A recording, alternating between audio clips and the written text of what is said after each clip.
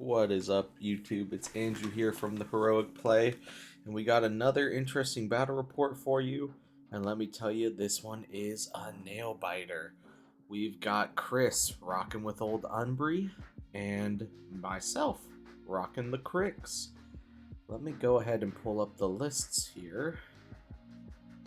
As I'm loading up my app, you can see I've got some painted minis this time. Some Necroharvesters. I wanted to try out a experimental list today, and I'm gonna pull it up right now. So I wanted to test out the Necroharvesters, and I thought the best person to do this would be Eviscerus. So we got Eviscerus, Grendel, a Malefactor with a, let me see, axe and shield.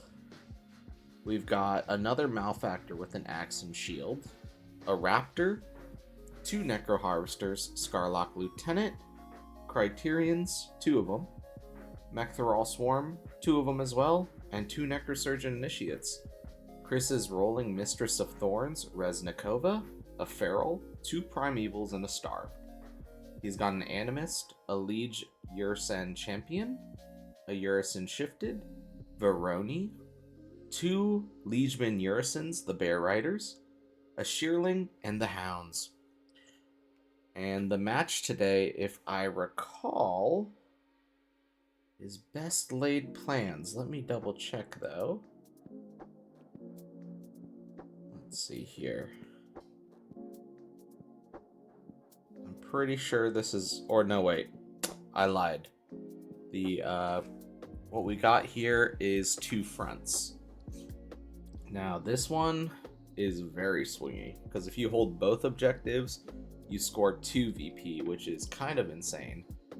Chris is running defenses, so he's getting out the spike trap for my Mechanithralls. He just wants to see if he can get a couple cheeky Mechanithralls with that spike trap just right next to the unit capturing objectives. I'm gonna go ahead and get my markers out just to see what my threat distance is on those Bear Riders. Now, I've never really been on the receiving end of 2 units of Bear Riders, a Champion, and the Hounds, but we're gonna learn today. I'll be honest with you, we're gonna learn today. We're checking charge lanes. As you can tell, super heavy on Chris's right flank with those Bear Riders. Evenly distributes out the jacks. Pretty good positioning by Chris here. Don't think he can get any better than this. Now, my plan with this army, honestly, is I have a lot of questions, and can the opponent answer my questions? So basically, I'm running Grendel with Redline. I've got Ghost Walk, and I can pop my feet turn 1 for a 12-inch walking threat. So basically, I have a 12-inch death bubble where Grendel, who's got Mat 8, POW 18s with the red line, and Vice Grip. So after he makes his initial attack, it's -2 to the defense for the enemy. So I'm basically Mat 10. So as you can see, I put Grendel right in front of Reznikova. Even though there's a building in the way, doesn't matter. 12-inch threat range.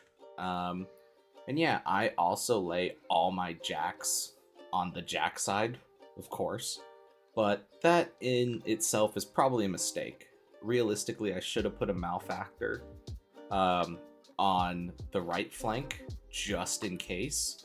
That way I can have some response to the beef that is over there. And this is another bold strategy, Cotton. Let's see if it pays off. I run both Necroharvesters up in front. You know, you'd think a big 80mm based anything would be relatively tanky. You would think that, wouldn't you? But we're gonna learn today. Also, I put my Criterions. I put a Criterion squad on the left flank. Some would say that's a bold positioning there, Cotton. Let's see if it pays off. And yeah, I instantly pop feet, because this is the point where these are all my questions, and does Chris have answers? Can you kill 2 Necroharvesters in one turn before they get all these corpses from Mechanithralls and your enemies, and I just start throwing out, you know, auto-hitting POW 12 corpse crawlers. And also, do you have an answer to, you know, all my alpha striking jacks? And Chris here, you know, really thinking about positioning. It's like, where can I put my dudes so that I don't absolutely just get bodied by an alpha strike? So he goes with Reznikova first to open up with some spell shooting. And I will say Reznikova is kind of like the perfect caster for this situation. Just absolutely obliterate people and then teleport back into safety. So as you can see, I'm pulling a bunch of Mechanithralls right now. So it's eating up my shield guards. Go ahead and just kind of measuring the ranges of my shield guard now. He pops down 2 forests. It's a little hard to see on the camera, but pops down 2 forests, one behind that Necroharvester and one between the forest and the house. And he's thinking, well, I could just walk. The bears have Pathfinder. Let's just walk up and hit these things. And that's exactly what he's going to do. So, hindsight is 2020. I didn't realize a Necroharvester has the defensive capabilities of a can of soup. But yeah, we learned today. Realistically, what I should have done is had each Necroharvester behind a unit of Criterion. Just so that they have some form of safeguarding or even like a Malefactor. And trade the Criterion as the trade piece. And have the Necroharvester harvest their corpse and then retort in the trade. Not have the Necroharvesters be the trade piece. But you can see I've got those little corpse markers on them. And Chris, you know, is such a good opponent. His positioning is really crisp. And like, just where he puts things exactly where they need to be. You rarely see him make a positioning mistake. So he's going to just walk. I think he actually gets a charge off on that Necroharvester on the right side. And yeah, as you can see on my phone, that's a lot of red. That's a lot of red. You know, a bunch of sprays. And charged cav attack. That'll do it. Complete kaboom. He's like, oh wait, I still have my initial sprays. Let me just start spraying your other Necroharvester down. Reposition out. Sweet baby Jesus. I'm in a bad way on the right flank already. Got 4 Mechanithralls down. I got 3 Mechanithralls down on the other squad. One's knocked down, just made its tough check. I got Necroharvester dead. This right flank looking real rough. And let's see if he can kill this other Necroharvester. You'll see a few little like switcheroos here. It's just because the champion looks a lot like a normal rider, and so Chris accidentally grabbed that instead of his unit rider. So we just popped that back there, and lo and behold, right flank completely collapsed. Necrothrall's dead.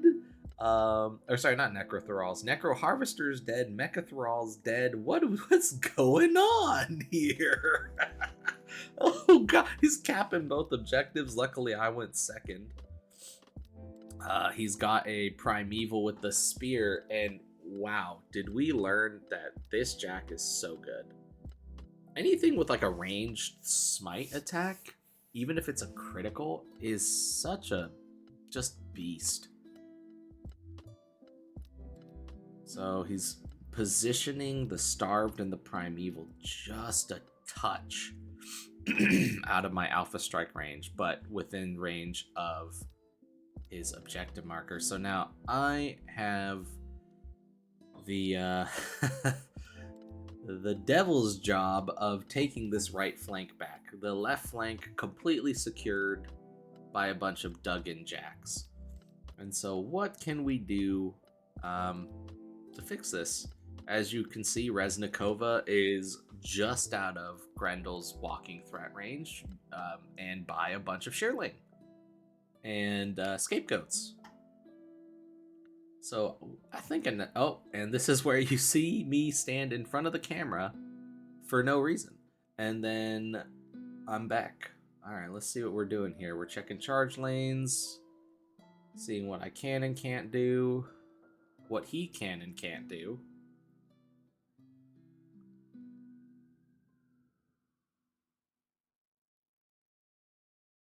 Okay, so I'm like, well, at this point, Skarlock Lieutenant's got to get in.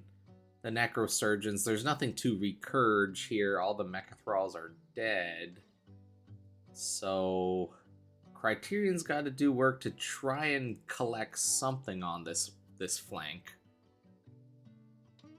And Surgeon's got to do something to collect something.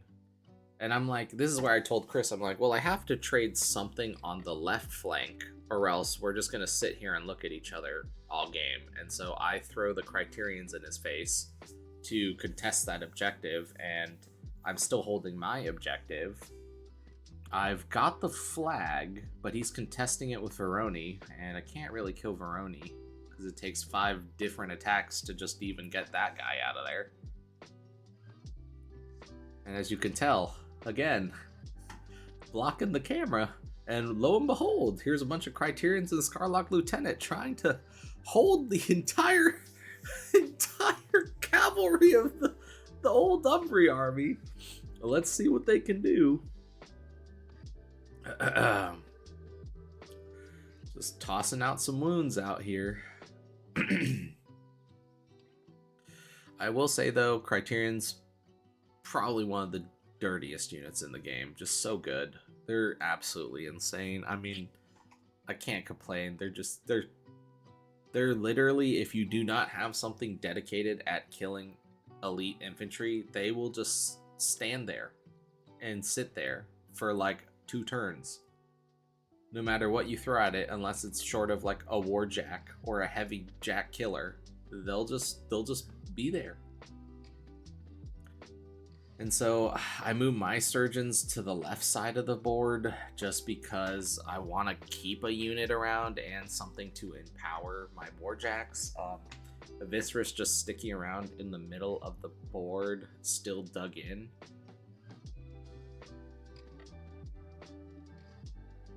And this is where we're thinking, I think we're talking out some rules here regarding, like, we're counting up VPs right now. And currently, I don't recall what we end turn 1 on for VP. Or sorry, what we end turn 2 on VP, but it looks like I'm collecting the top objective, I'm contesting his top objective, he collects his unit objective, and I think I was I contesting it? Probably not. But basically, he gets his unit objective, I get my heavy objective, and that's pretty much it.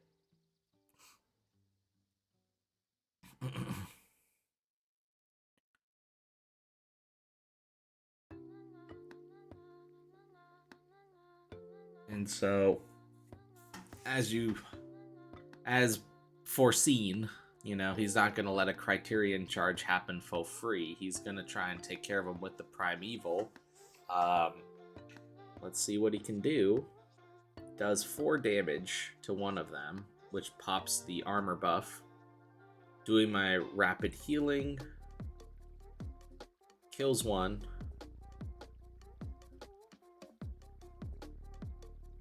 It looks like he's whiffing a bunch. Kills another one. Never mind.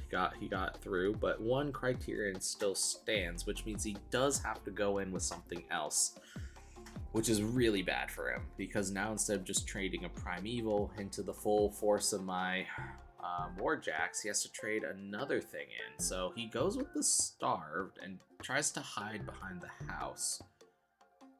This, I think, isn't necessarily a mistake, but if he could have used his other War Beast to try and get rid of that Criterion and save the Starved, that might have been a better choice. I don't know, that's just me. I think the Starved is amazing. And this is where you're going to see that Primevals with the Spear are kind of nuts. Yeah, he gets that critical on the double threes. We measure it out, you know, we're asking what the intent is. The intent was for me not to clip the house, it was to actually clear it and hit the other warjack, which is true. I mean, that's the wisest decision here. It's to throw Grendel into another warjack, have both of them take the collateral damage, and both of them be knocked down. And that ruins my plans because now I'm no longer dug in with either of those warjacks because actually I think I'm still dug in with one of them. I'd have to double check, but Grendel is no longer dug in because he was placed. Let me see what the dig in rule is here.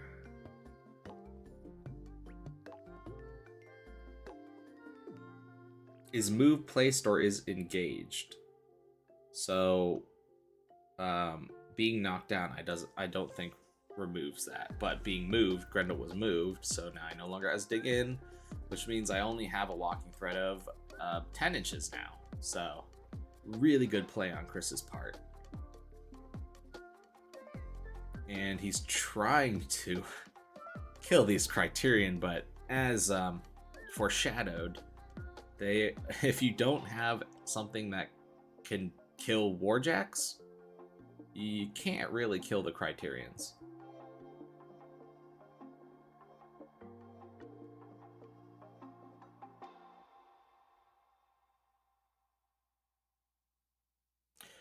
And one thing to point out is Chris's clock is at 15 minutes.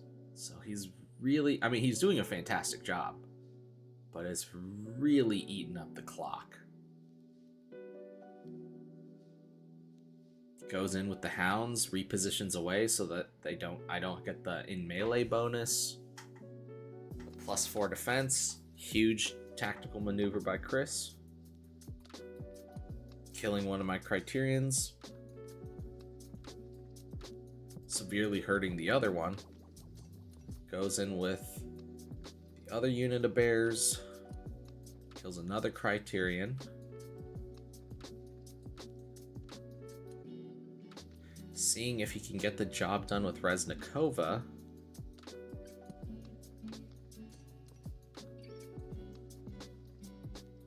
Now that Grendel's play is out of the way, he's a little more willing to go out with Reznikova, but as you could see, she was throwing not so great.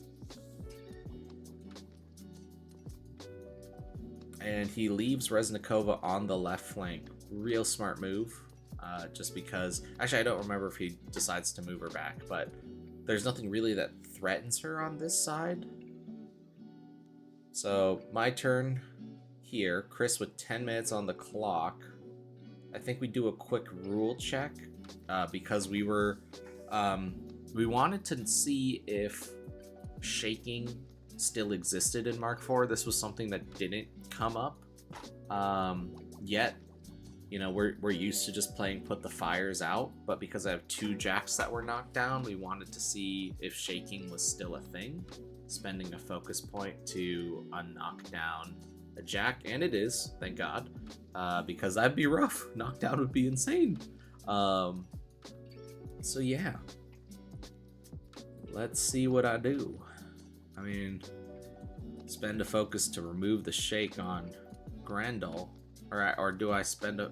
I think I put the fires out on Grendel, and I spend a focus to shake on the Malefactor. And I'm trying to decide, do I go for the Starved, or do I go for the ranged Primeval? And I go with my Criterion, walk over the base. I'm still in melee combat with a thing that I started melee in, so I'm able to still, you know, move and attack. And then this is where dirty things happen, and I just recur, you know, 2 Criterions on 1 HP with the Necrosurgeons. And they're just going to sit there and be a thorn in the side. And then with my other Necrosurgeons, I'm going to power up my jacks. and charge in with the Raptor, the Ankle Biter, just to see if I can do some damage. And if I can take out this Primeval, I don't know if Chris saw this coming, but if I can take out this Primeval, I cap both objectives on the top flank. And he does not cap any objectives because of my recursion on the right flank. So a little rough, little rough on the objective points here. So yeah. Charge in with my Malefactor to see if I can take out this Primeval, and kaboom! It goes away. And so now I take both of the warjack objectives. Deciding what to do with my other Malefactor, I'm like, well, I need to move it up. It sucks to get rid of Dig In, but I have to get him somewhere in the play. Grendel's gonna charge and try and make some sort of leeway, some sort of effort on this right flank, because they need the help. And I'm gonna see if I can kill this Primeval here, but Grendel misses like both his initials. He misses both his initials. And yeah. So that thing lives.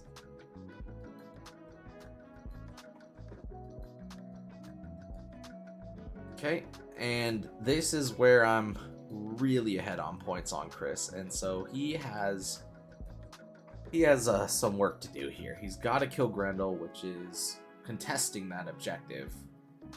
He's got to kill 3 of my Criterions, which that shouldn't be hard to do, and he's also got to kill my Necrosurgeons. Again, not hard to do, but when you've got 10 minutes on the clock, a little scary.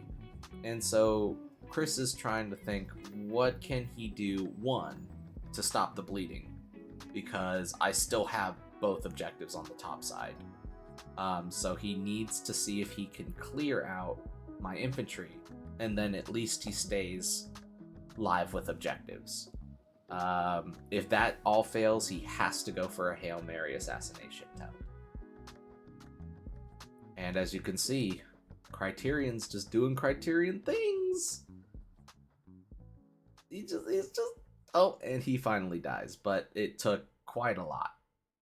And he was able to clear all of my Necrosurgeons. So yeah, he does reclaim that flank. Doesn't really put the pressure on him just to go for the Hail Mary assassination anymore. But he's only got 5 minutes on the clock. And he charges the Malefactor. He can't. The Raptor's still contesting the objective, Chris. Oh, and he's got 3 minutes left. Jeez. He's like, well, I have to go for the Hail Mary assassination attempt regardless, because you can just outclock me and then you auto win. So he goes for it.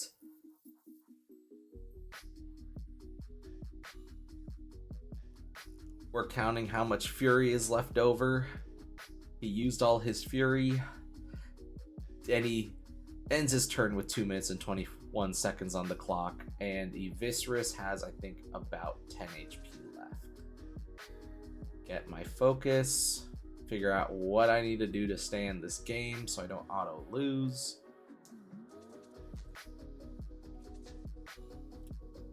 I do have 20 minutes on the clock, so I'm trying to plan out how I can cap both top objectives and make it a problem for him on his objectives on the bottom side. So I don't really got a lot of pieces to play with, but that's fine.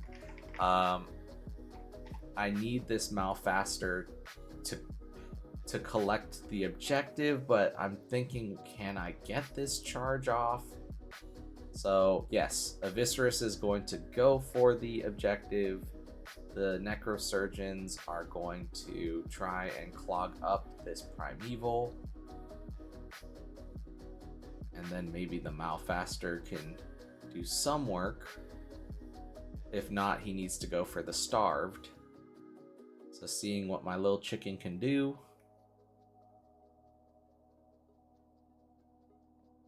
We love Raptors out here. Chicken bone jacks. Best bone jack. Whoa, whoops. And my Malefactor goes in so I can cap both objectives. And here. Can I kill the Starved? Because now Cryx has to go for the Hail Mary assassination again. Figure out some way how to do it. Starved is down. Cryx has 2 minutes to try and fix this game. Can he do it? Let's see. Boom. Clock starts. He goes with the Bear Riders. Really smart move to clear out these Necrosurgeons. He gets it. He goes, gets that one. I have about 10 HP left. Charges with the Primeval. He's got 50 seconds on the clock. Can he do it? We're pausing to see if it has any critical effects. He goes again. I got 2 boxes of HP. He hits. Boom. 10 seconds on the clock. Cryx wins. Good game.